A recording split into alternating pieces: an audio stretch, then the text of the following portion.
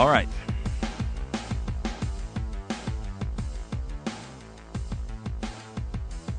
You know, even some of the most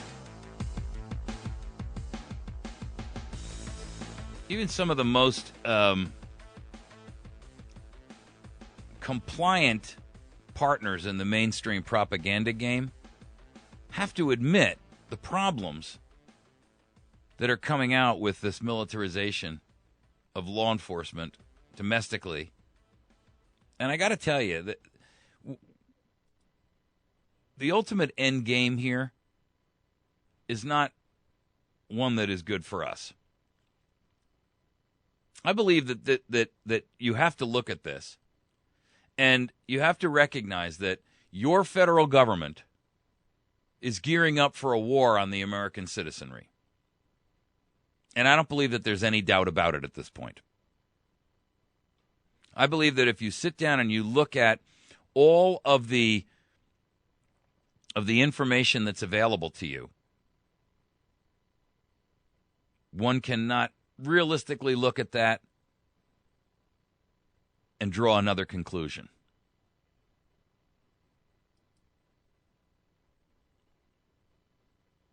Because if you look at it and you look at it with the idea of true, true independent thinking, right? True reason, and you ignore all of the misdirection that's being fed to you, but just look at it with eyes that want to see truth. You can't help but draw that conclusion. There's people out there who will disagree with me wholeheartedly and completely and say, this is, fear speaking. Okay, but I think it's actually the other way around. In fact, Thomas Paine once said, to argue with a person who has renounced the use of reason is like administering medicine to the dead. And when you look at it from that perspective, I think the vast majority of America has abandoned reason.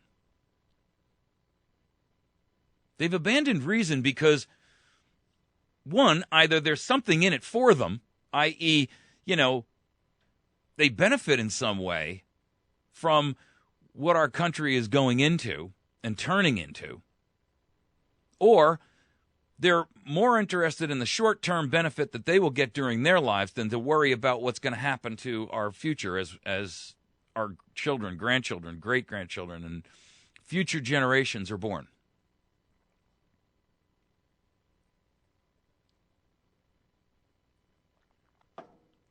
The reason I say that is because 40 million Americans, actually 47 million Americans, are on some sort of government assistance in terms of just food stamps alone. That's 1/6 of the entire population of the country. 47 million, it's actually greater than 1/6 because it's 47 million recipients, and that translates into probably 100 million people. So almost half the country, or I'm sorry, 1/3 of the country is actually sitting there benefiting from government largesse in terms of just food stamps alone. We're not talking about welfare. We're not talking about rent paid. We're not talking about beneficiaries of pension programs that have been lavish and expanded and are blowing up our economy. We're just talking about just food stamps, folks. The entitlement concept has made people abandon reason in favor of the short-term immediate. I get it now. The gimme culture.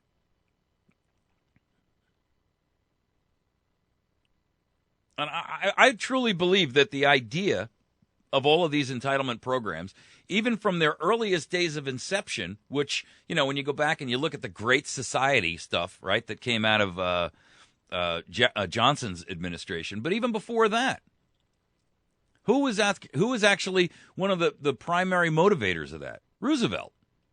I mean, he came out with the Bill of Rights, the Economic Bill of Rights. You remember that? In which he basically said everyone's entitled to a good job, and everyone's entitled to a roof over their head. And I mean, look, Where in the universe has it ever been given to you, has the idea ever been given to you that everyone is going to be equal in measure of skills and talents, and therefore results of use of those skills and talents?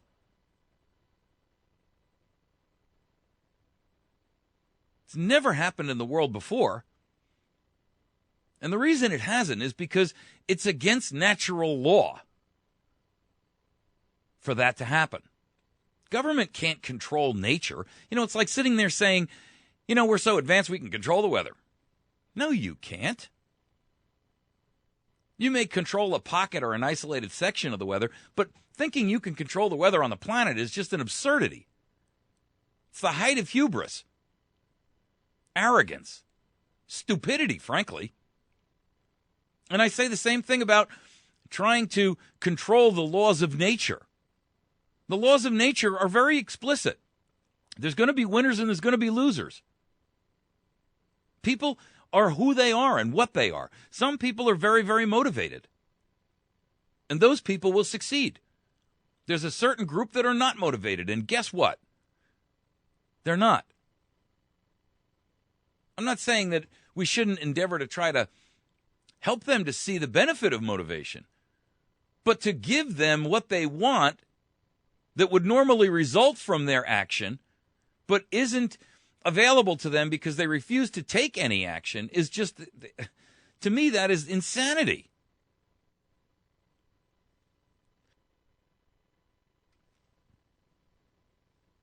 I'm not interested in actually working because I'm lazy, but I want the benefits of what I would have if I did work. And government says, I think we can arrange that. Sign here. I mean, the problem is that in order to accomplish that, they've got to take from someone else who has actually functioned and worked and had their motivations properly in line to give to those who don't. And now to make sure that it continues down that path and that those people are able to, for all intents and purposes, continue to direct things in their own best interest, we have got the idea of law enforcement in this country that is gearing up to enforce the fact that when the slaves rise up, we can put it down. I told you in an article the other day that an episode the other day, $34 billion worth of military equipment has been pumped into domestic law enforcement agencies in just the last 10 years alone. $34 billion. That takes the form of advanced weaponry. I mean, if you don't know it by now, most of your local police departments and your county sheriff's departments and all of the administrative agency law enforcement divisions have fully automatic weapons. Fully automatic now. We're not talking about, semi-automatic. We're talking about fully automatic weapons. Those are weapons of military, not weapons of law enforcement. Their argument, of course, is that we're outgunned. Bunk. That's not true. Why the USDA needs a SWAT team, why the Food and Drug Administration needs a SWAT team, why the Department of Education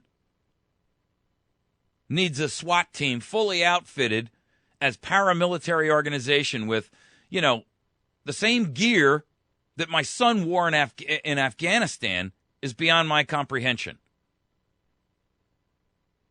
I mean, how dangerous is it to be a Department of Education employee?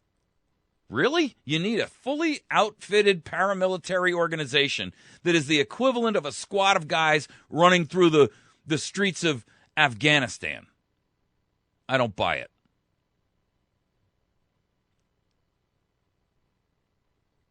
I don't buy it. The vehicles,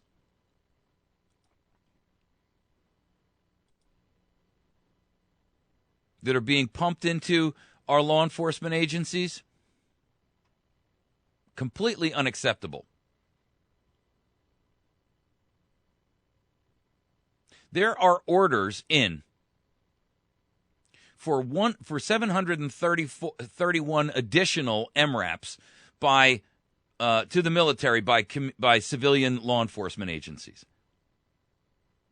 They've already distributed hundreds and hundreds of them. And right now they have waiting lists of 731 other organizations who are asking for one. They're dumping drones. They're dumping fully kitted gear that you would see on a soldier in Iraq or Afghanistan into local police departments. We're talking about bulletproof vests, not just bulletproof vests, but body armor. The state of Ohio, the Ohio State University got an MRAP for the campus police. Wow. That's not even a domestic law enforcement agency. I mean, it's a university police department. They say they'll use it in large-scale emergencies and to provide a police presence on football game days. Wow.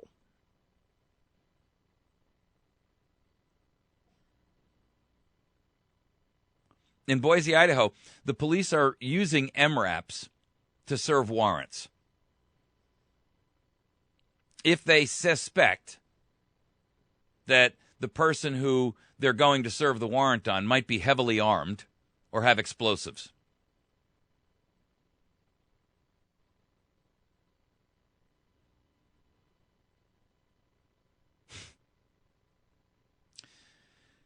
You know, Albany has just gotten some, and it's interesting that the Department of Homeland Security just hired and spent $80 million hiring private security to protect Albany. They were concerned about food riots when they cut the EBT cards back. I shouldn't say cut them. They cut them back.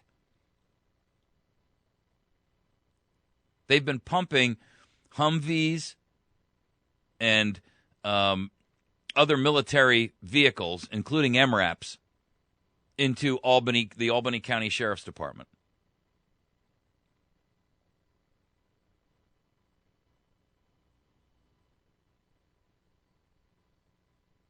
The problem is that at some point in time, these devices, these vehicles, and all of this gear has a problem. Once sheriff's departments and law enforcement has it, they're motivated to use it. They're also receiving training by the military on how they can act as military. The problem with that, of course, is that civilian law enforcement is supposed to preserve the peace. The military is going in there to win wars, irrespective of the cost. Their job is to take lives to accomplish a given goal. And now we're translating and transferring that mentality, that thinking, to civilian law enforcement.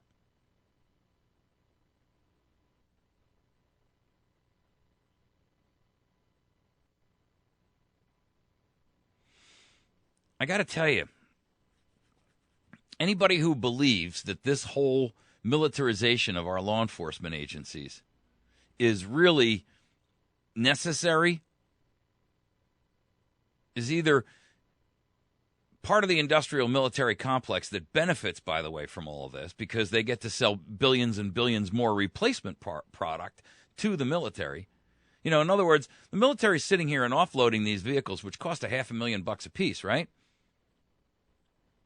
Well, these things aren't worn out. I mean, let's get real. They're not worn out. But the companies that manufacture them are going to go out there and resell new replacements to the military. It's a funneling system to get around the question that would normally ensue if a city or a community or a sheriff's department or a county was to say, well, we're going to go to XYZ company that produces Humvees and we're going to, or an MRAP, and we're going to order one.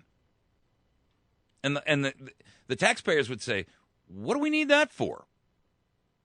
And no amount of justification or rationalization would sway the taxpayers, let me tell you. But this way they can say, hey, listen, we're not going out and asking for it. They're coming to us and saying we can have it. Aha. That's the way around the taxpayer.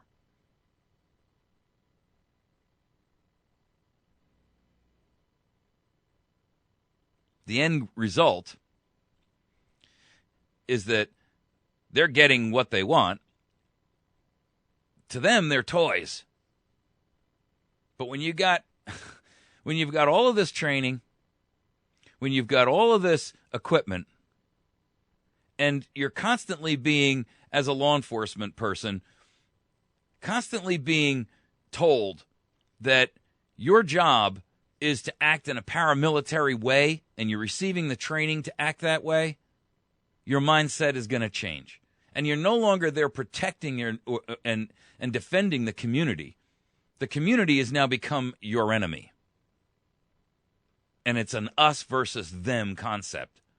And no one, and I truly mean no one, who wants to be intellectually honest in this conversation can deny that that's the position that has grown into this nation in the last 10 or 15 years.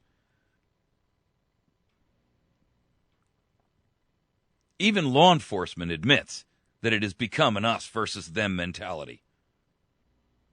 Even law enforcement. When you combine that with what's going on with the FBI and the NSA and the onerous things that are coming down to us from the EPA and all of these different organizations that are imposing rules and regulations and laws on us that, frankly, are so voluminous at this point, nobody can even keep track of them all. Everyone is being set up to be a criminal in some way, shape, or form. I mean, I read an article the other day about a guy who owned a vehicle where there was some kind of a hidden compartment in the vehicle. And the police searched the vehicle and found this. They pulled him over for something else and determined that they found some wires that led to the, and basically you pushed a button and this, hidden compartment was able to be opened. Aha, we got ourselves a smuggler of some sort, they said. So they went in there and they looked, and, well, there was nothing there. There was no guns. There was no drugs. It was just an empty compartment. They charged him with a felony because now it's illegal for you to have a secret compartment in your vehicle. Wow. Really? I mean, the fact that you have a secret compartment automatically makes you a felon?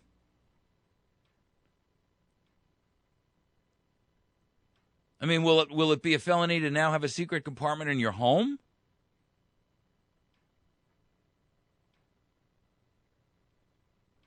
See, government is now dictating the rules to us. We're no longer able, or we're too frightened to stand up and say, stop right there. You don't have the right to do that. You can't violate my first, my second, my fourth, my fifth, my eighth, my ninth, and my 10th Amendment rights. We've now constantly allowed ourselves to be tricked into thinking that, or bribed into thinking that it's okay if all of those things are dumbed down because there's some benefit in there for us. It's the old adage that if you tell a lie big enough and long enough, eventually it's believable. Well, I'll be honest with you, the folks in Albany or the folks in most of these small towns and cities and villages where they're putting up all of this military gear, the infinitesimal risk that they have of being killed by a foreign domestic or a foreign terrorist is so nominal, so small, or even a domestic terrorism, that the risk with combine or in comparison to the solution is so disproportionate, it's not even worthy of a comparison.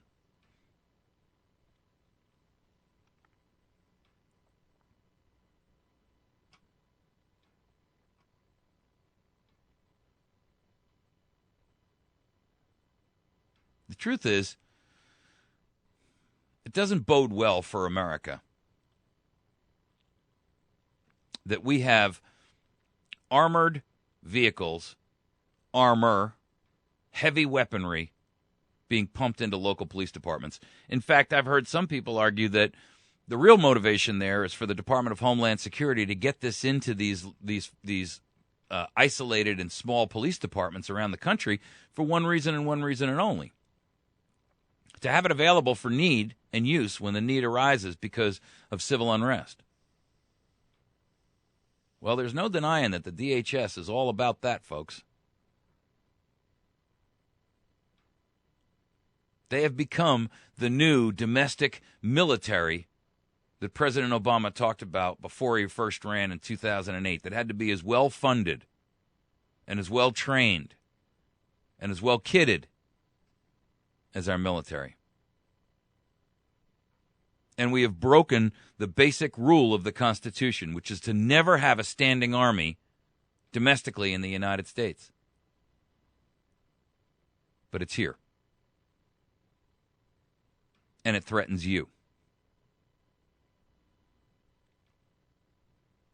If your county, if your city, if your town is obtaining this kind of information and equipment, then I would strongly encourage you to call it out. Speak out, even when your voice shakes, and challenge it. Why? Where are you getting the money for it? Why do we have to have this?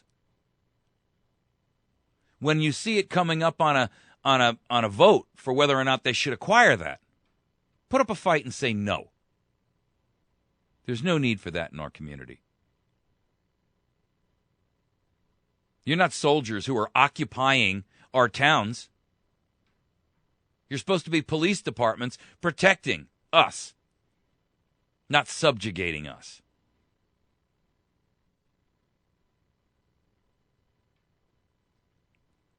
Oh, I know they'll have a lot of arguments that sound good. But the truth is, this is dangerous for America, and it's dangerous for you. You've been listening to America's Voice Now. My name is Michael Evans. I am your host. I'll post these stories and shows up on our YouTube and our Facebook and AmericasVoiceNow.org site after this episode today. You can download our new Spreaker audio podcasts so that you can listen to them on your mobile phone or what have you, or on a pad or tablet. You can find that link by going to AmericasVoiceNow.org. You can either listen live there or download it. I'd like to hear from you about our different programs. If you'd like to comment on it, you can email me at mike@americasvoicenow.org. You all have a great day. We'll see you tomorrow morning bright and early.